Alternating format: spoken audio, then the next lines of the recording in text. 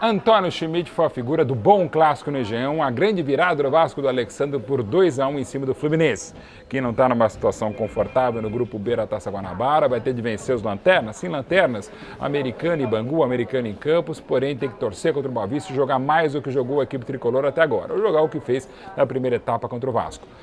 Que se mantém 100%, 5 jogos, 5 vitórias, um começo brilhante dos melhores da história vascaína nos campeonatos estaduais, mas que nesse caso contou também com a ajuda do árbitro, o Schmidt. Não que o Vasco quisesse, mas aconteceram fatos que levaram a isso. Foram 8 cartões para o Fluminense, alguns merecidos, outros nem tanto, pelos erros do Schmidt e principalmente por 2 lances discutíveis. O primeiro bastante discutível, foi pênalti a 19 da primeira etapa, quando já estava 1-0 para o Flu, um golaço do Thiago Neves, foi pênalti do Dedé no Fred, dava para marcar. Agora, indiscutivelmente, acho que qualquer um marcaria, quando já estava 1-1 na segunda etapa, aos 29, o pênalti do Fagner, que chutou o lateral Carlinhos dentro da área da equipe do Vasco da Gama.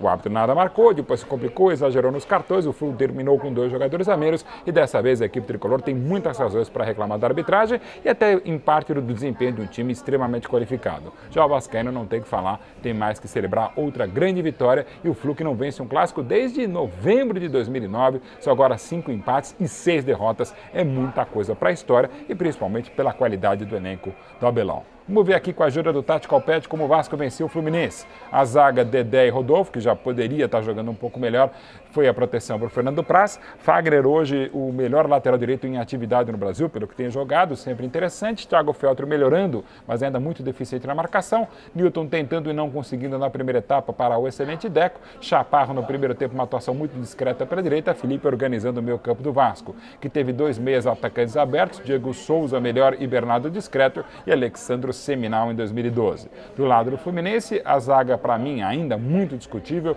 Leandro Eusébio e principalmente Anderson, Diego Cavalieri uma segurança, fez uma defesa sensacional na segunda etapa, numa finalização a queima-luvas do Alexandro, Bruno que poderia se soltar mais como Carlinhos pela direita, o Bruno pela direita e o Carlinhos à esquerda.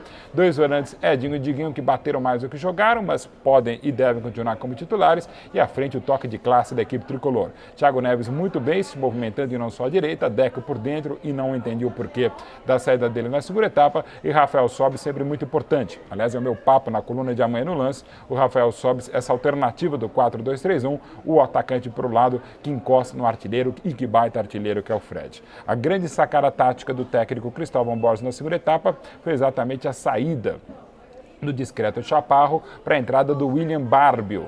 A partir da direita, mas se movimentando, camisa 44, cabeludo do Vasco, fez um bom campeonato ano passado pelo Nova Iguaçu, ele vinha da direita, ia lá para a esquerda, articulava no meio, tentava encostar no Alexandre e deu muito mais movimentação que o Chaparro. E dessa maneira o Vasco ficou praticamente na segunda etapa com um desenho parecido a um 4-1-4-1.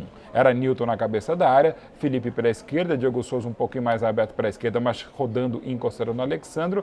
Bernardo também muitas vezes caindo lá pelo lado esquerdo e o Diego Souza por aqui, por dentro, e mais à direita o William Barbio. Uma alteração tática interessante, ousada do Cristóvão Borges e acabou sendo muito feliz, diferentemente da arbitragem infeliz que também acabou ajudando a grande vitória do Vasco e de novo prejudicando o Fluminense.